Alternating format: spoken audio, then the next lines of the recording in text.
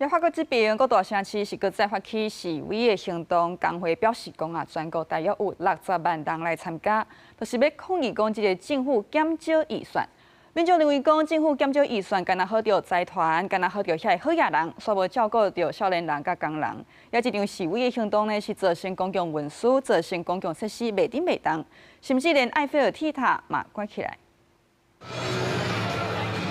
规条路拢是抗议的民众，因邮报条顶头写抗议被镇压，民主政治危机。结果唔通搁再讲当作柳丁直接批评马克宏政府的政策，只可来牺牲劳工甲青年。自雷恩到巴黎，法国全国刚才发生反政府示威，工会讲有60万人参加，大声喊拒绝尊节，反对新政府减少预算。不过法国内政部讲只可能19万5千人参加。 Nous, principalement, en fait, c'est la continuité des 2 premières journées de mobilisation. On aurait préféré qu'elle n'ait pas lieu si comment, le Premier ministre n'avait pas encore une fois proposé un budget d'austérité. Et c'est pour ça qu'on se retrouve une nouvelle fois ici. L'idée, c'est bien sûr de retrouver un maximum de camarades. 法国工会发动全国大罢工，唔但交通运输无行，就连埃菲尔铁塔也宣布关起来，真侪观光客来无法度去哩，真失望。不过也理解罢工的诉求。 That's understandable due to the fact that it's a fight for their own rights. So I guess it's an acceptable excuse for the strike.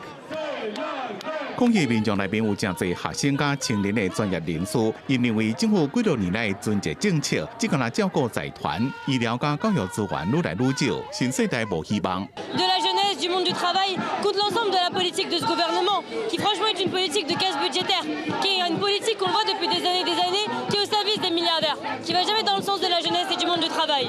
示威也引起国会甲政治对抗，反对派批评马克宏甲新任的总理勒克努，也未提出完整的内阁甲预算，就拄到3遍全国性示威。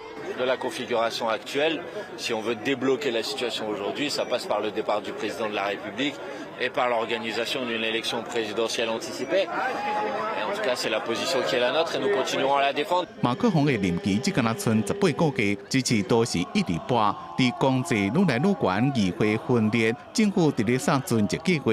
也过互民众正反弹，虽然大部分的抗议拢和平伫咧进行，也过社会逼损是愈来愈深，就看怎么政府要安怎回应。公司新闻张伟林编译。